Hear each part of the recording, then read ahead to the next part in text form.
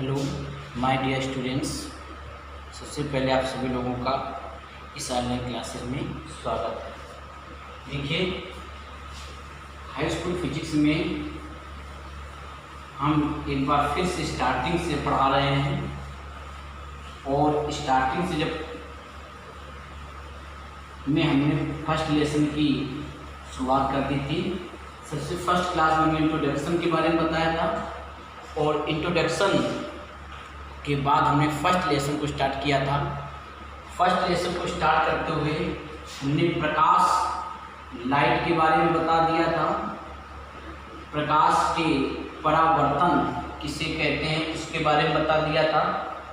इसके बाद हमने परावर्तन के नियम के बारे में भी बता दिया था कि परावर्तन के दो नियम हैं।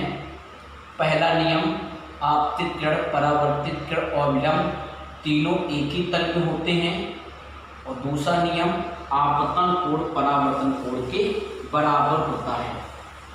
आज मुझे प्रतिबिंब के बारे में बताना है।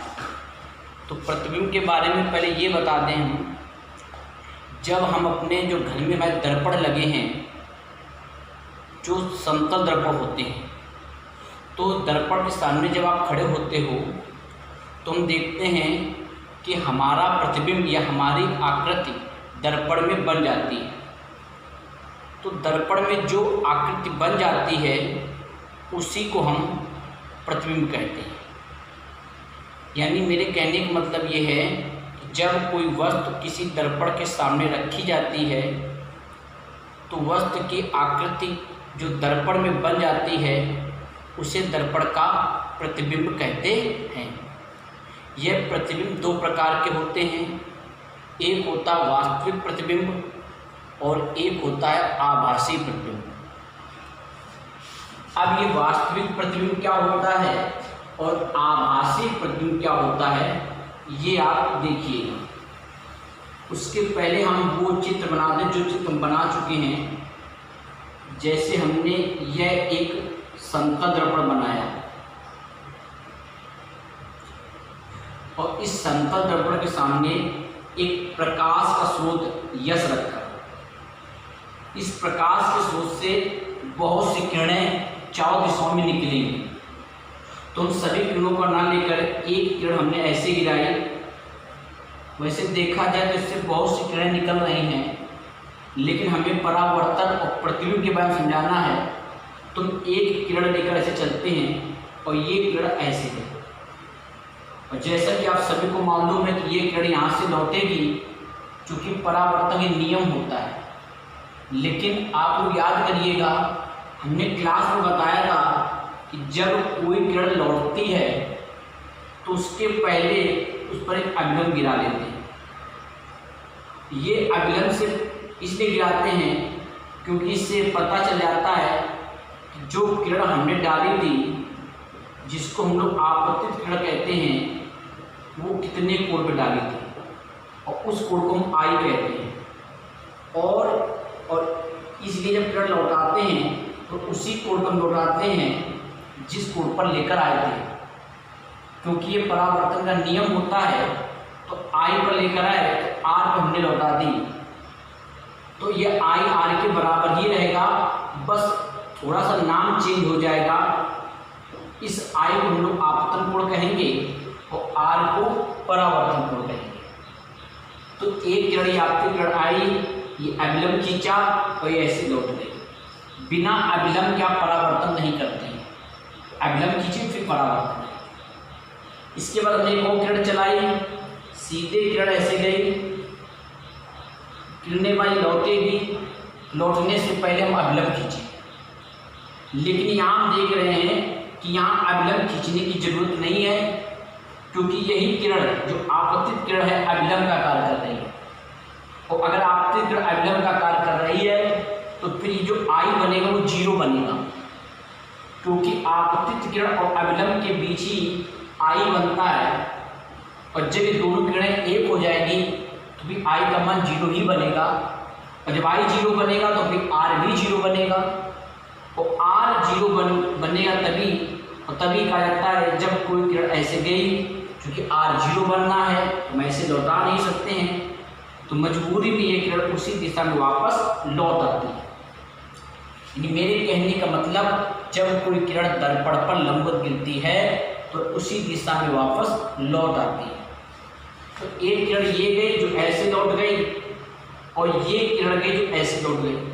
फिर हम देखते हैं लौटने जो दो किरणें, जो हमने दो किरणें चलाई हैं, दो किरणें जो लौट कर आ रही हैं, ये लौट कर आने के पश्चात ये कहीं पर भी मुलाकात नहीं करेंगी, क्योंकि ये ऐसे लौट गई और ये ऐसे लौट गई। तो क्या कभी ये मिलेंगी? तो ये कभी भी ऐसे मिलेंगी नहीं। तो जब सीधे नहीं मिल रही है तो इसको थोड़ा पीछे बढ़ा के देखते हैं। जब इन किरणों को जो लौट रही थी वो पीछे बढ़ा के देखा गया तो हमने देखा ये किसी बिंदु पर मिल रही है। तो जिस बिंदु पर मिलती हैं उसी बिंदु को हम लोग यहाँ पर प्रतिबिंब का नाम देते हैं। लेकिन यहाँ पर रियल में नहीं मिल रही है। देखा जाए तो ये यहाँ से आ रही है, लेकिन ऐसा प्रतीत होता है हमें कि ये किरण यहाँ से ना आकर के यहाँ से आ रही है। जैसे दर्पण के सामने जब खड़े होते हैं तो मुझे मालूम है कि जो चिकना सरफेस होता है किरणें वहीं से आती हैं, लेकिन मुझे ऐसा प्रतीत होता है कि वो किरण वहाँ से आए जहाँ उसका प्रतिबिंब बन रहा है, यानी हमारा जहाँ प्रतिबिंब बन रहा है, तो वो उस बिंदु पे आती प्रतीत होती हैं। तो ऐसे बिंदु को हम लोग आभासी प्रतिबिंब कहते हैं। और तभी से कहा जाने लगा कि किरणें जहाँ खुद होकर ना मिले या किसी से आती प्रतीत हो तो वहाँ पर आभासी प्रतिबिंब बनेगा। और अगर ये खुद जाकर मिल जाती, जैसे पढ़ा रहे थे खुद मिल जाती, तो फिर वहाँ वास्तविक प्रतिबिंब बनता है। यानी मेरे कहने का मतलब है कि दर्पण के परावर्तन के पश्चात, दर्पण के परावर्तन लौट रही है, दर्पण के परावर्तन के पश्चात किरणें किसी बिंदु से होकर जाएं या जिस बिंदु से होकर जाती हैं, होकर जा रही है तो उस बिंदु पर वास्तविक प्रतिबिंब बनेगा। और अगर किसी बिंदु से आती प्रतीत हो रही है, मतलब होकर नहीं जा रही है, वो आती प्रतीत हो रही है, तो उस बिंदु पर आभासी प्रतिबिंब बनेगा। जैसे हमने ये किरण ऐसे गई तो ये इससे आती प्रतीत हो रही है, ये गई जब परावर्तन हुआ लौट रहे हैं तो भी आती प्रतीत हो रही है। तो इसका मतलब जितनी भी किरणें यहाँ से चलेंगी वो सारी किरणें जब लौटेंगी तो ऐसा महसूस होगा कि वो सभी किरणें आई से आती प्रतीत हो रही है। इसीलिए इस आई का, यश का प्रतिबिंब कहा जाता है। जितनी भी किरणें यहाँ से जाएंगी वो परावर्तन के पश्चात जब लौटेंगी तो ऐसा लगेगा वो आई से आती प्रतीत हो रही है। मतलब यहाँ से कोई किरण चला है, अगर ये किरण लें और ऐसे चला तो लौटेंगी जरूर, ये पीछे बढ़ाने पर वो उसी बिंदु से आती प्रतीत होंगी। तो इस प्रकार के प्रतिबिंब को हम आभासी प्रतिबिंब कहते हैं। तो प्रतिबिंब में हमने आपको कॉपी में लिखवाए, समझा दिया है, कॉपी में नोट्स बने हैं, उसको देख लेना और रिवाइज कर लेना। इसके बाद गोली दर्पण के बारे में हमने बताया था, नोट्स में देखना जाकर। गोली दर्पण में ज़्यादा नहीं बताना है, बस इतना बताना है कि ये जो गोली दर्पण होता है वो किसी गोले का कटा हुआ भाग होता है, किसी गोले का कटा हुआ भाग होता है। अब प्रश्न आता है कि गोले का जो कटा भाग होगा तो गोले को हम दो प्रकार से काट सकते हैं। जैसे गोले को देखें, या गोले को हम ऐसे काटेंगे या गोले को ऐसे काटेंगे। काटने ऐसे भी काट सकते हैं, लेकिन जब इसको घुमा कर रखेंगे तो ये बन जाएगा। तो ऐसे काटो या ऐसे, तो गोले के जो काट के भाग बनते हैं और फिर काटने के बाद, जैसे हम सतुन दर्पण में देख रहे हैं कि एक भाग को पॉलिश लगी होती है, तो करते क्या है, जैसे ये गोला लिया, इस गोले को ऐसे भाग में काट लिया, इसको साफ के दे रहे तो अच्छे समझा दिए। देखिएगा ये गोला है, गोले के बारे में बात करें तो गोले का ये क्या होता है बताता हूँ। सबको मालूम होगा ये गोले का केंद्र होता है और ये रेडियस होता है। तो अगर इसी गोले को हम मानकर चले तो हमने इस गोले का ये भाग काट कर नीचे रख दिया ऐसे, यहां से, और इसको जब काटा यहां से काट दिया। जब इसको आपने काटा और काटने के बाद हमने इस भाग को पॉलिश कर दिया, यह भाग मतलब इसके भीतरी सरफेस है, और जब इसको हुआ तो इसमें पॉलिश कर दी।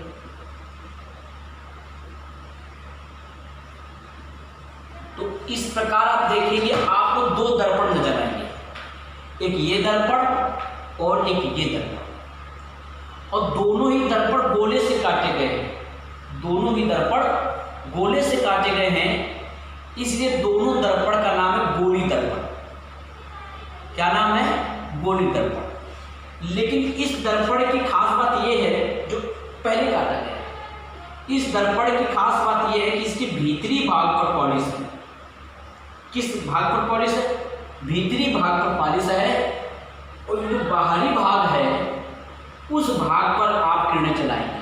अगर इस पर किरण डालोगे तो इसके बाहरी भाग पर, मतलब जो परावर्तक पृष्ठ है वो इसका बाहरी भाग है, तो ऐसे दर्पण का नाम रखा गया उत्तल दर्पण। तो गोली दर्पण तो हैं, लेकिन गोली दर्पण भी दो प्रकार के, एक उत्तल है और दूसरे का नाम है अवतल। तो उत्तल दर्पण में बताया गया वह दर्पण जिसके भीतरी भाग पर पॉलिश लगी हो, जैसा आप देख रहे हैं, मतलब ऐसे बनाओ जो ऐसे काटा जाता है तो उत्तल दर्पण है, और जिसके बाहरी भाग पर पॉलिश लगी हो और भीतरी पृष्ठ परावर्तक होता है उसको हम लोग अवतल दर्पण कहते हैं। क्या कहते हैं? अवतल दर्पण कहते हैं। ये परिभाषा है उत्तल दर्पण। जब कभी दर्पण बनाना हो, उत्तल बनाना हो तो ऐसे काट लो, मतलब याद रखना, माइंड रखना कि इधर से काटा जाता है उत्तल, और काटो तो पॉलिश तो अपने आप कर ही लोगे, और ऐसे काटा तो भैया अपने आप बाहरी पृष्ठ पर पॉलिश होगी। तो कुछ नहीं याद करना, वो अपने आप याद बना रहेगा, बस ये ध्यान रखना कि पहले काटा जाता है उत्तल दर्पण, और जब ऐसे काटोगे तो भीतरी भाग पर पॉलिश होगी, बाहरी पृष्ठ परावर्तक होगा। जब ऐसे काटोगे तो बाहरी पृष्ठ पर पॉलिश होगी और भीतरी पृष्ठ परावर्तक। उत्तल दर्पण, अवतल दर्पण। फिर इस दर्पण से संबंधित कुछ परिभाषाएं दी, जैसा कि आप जानते हैं कि जो दर्पण होता है वो किसी गोले से काटा जाता है। तो हम जैसे तुमसे कहा अवतल दर्पण बनाओ, जब अवतल दर्पण बनाना होगा तो आप ऐसे ही बनाओगे, तो ऐसे ही काटा जाता है, ऐसे काट दिया अवतल दर्पण बन गया। और इस दर्पण संबंधी परिभाषाएं होती है। पहली परिभाषा पूछी थी दर्पण का ध्रुव क्या होता है, दर्पण का ध्रुव क्या होता है। तो एक बात ध्यान रखना कि दर्पण का जो मध्य बिंदु होता है, चाहे उत्तल दर्पण हो चाहे अवतल दर्पण हो, दर्पण के मध्य बिंदु को दर्पण का ध्रुव कहते हैं। दूसरा दर्पण का वक्रता केंद्र, दर्पण का वक्रता केंद्र ध्रुव आपका हो गया। वक्रता केंद्र के बारे में यह बताया जाता है कि किसी जितने भी दर्पण होते हैं, चाहे उत्तल हो चाहे अवतल हो, वो किसी गोले से काटे जाते हैं, किसी गोले से काटे जाते हैं। तो इस दर्पण का वक्रता केंद्र उस गोले का केंद्र है। ये दर्पण है, ये दर्पण भी किसी गोले से काटा गया होगा, तो उस गोले का मतलब ये दर्पण जिस गोले से काटा गया होगा, तो उस गोले का जो केंद्र रहा होगा वही इस दर्पण का वक्रता केंद्र बनेगा। तो दर्पण का वक्रता केंद्र उस गोले का केंद्र होता है जिससे यह काटा जाता है। तो अगर ये दर्पण जिसका वक्रता केंद्र इधर मिलेगा, क्योंकि ऐसे दर्पण गोला बनेगा तो ये वक्रता केंद्र मिलेगा। तो और इसके बाद वक्रता त्रिज्या क्या होगी? तो दर्पण की वक्रता त्रिज्या उस गोले की त्रिज्या होती है जिससे यह काटी जाती है, वो वक्रता त्रिज्या कहलाती है। और इसी वक्रता के ध्रुव को मिलाने वाली रेखा दर्पण की मुख अक्ष कहलाती है, दर्पण की मुख अक्ष। तो जैसे आपको एग्जाम्पल दें तो ये हमने अवतल दर्पण बना लिया, ये इसका ध्रुव बन गया। केंद्र की बात करें तो याद जानते केंद्र इसका यही कहीं मिलेगा आगे, तो ये केंद्र है, क्योंकि ये दर्पण जब पूरा करोगे एक ऐसा गोला बन जाएगा, उसका केंद्र ही एक आपका वक्रता केंद्र है, और ये इसकी त्रिज्या है ये, और ये वक्रता के ध्रुव को मिलाने रेखा दर्पण की ये मुख अक्ष कहलाती ना, ये ध्यान रखना है। और ये तो आपको जो नाम लिखवाया है दर्पण का, तो प्रकाश का परावर्तन, परावर्तन के नियम, प्रतिबिंब, गोली दर्पण, उत्तर दर्पण, अवतल दर्पण और दर्पण संबंधी परिभाषाएं, ध्रुव फोकस, वक्रता के मतलब फोकस तो सब पढ़ लेना। दो प्रकार, प्रथम फोकस नहीं, यहाँ दर्पण केवल फोकस ही होता है। इसके बाद दर्पण संबंधित यहाँ प्रतिबिंब बनाए जाएंगे, प्रतिबिंब कैसे बनते हैं, अवतल दर्पण से प्रतिबिंब कैसे बनते हैं, उत्तल से कैसे बनते हैं। फिर इसमें फार्मूला है 1/f बराबर 1/b प्लस। सारी चीज़ हम क्लास में डिस्कस कर चुके हैं, ये लेसन पढ़ाया जा चुका है, आपको सिर्फ रिवीजन कराया जा रहा है। तो रिवीजन पर थोड़ा फास्ट है, रिवीजन करा रहा है ताकि याद हो जाए आपको, और रिवीजन हो जाए तो उसको घर में पढ़ लेना। ये फार्मूले की बात, ये फार्मूले हमारे, ये फार्मूला का एक प्रकार एक बार फिर से अच्छे से बता देंगे, समझा देंगे हम, और परिभाषाएं आप लोग याद कर लेना। तो कल पर हम प्रतिबिंब बनाना सिखाएंगे, लास्ट में फार्मूला बताएंगे, फिर उत्तल अवतल और उपयोग बताएंगे। तो 3 क्लास में रिवीजन हो जाएगा। रिवीजन होने के बाद फिर जो नया लेसन है प्रकाश का अपवर्तन, जिसको भी हमने बता दिया है, लेकिन उसको भी हम यहाँ पर बता देंगे, समझा देंगे। ठीक है, तो इतना आप रिवीजन करिएगा, पढ़िएगा, फिर आगे बताया जाएगा इसके।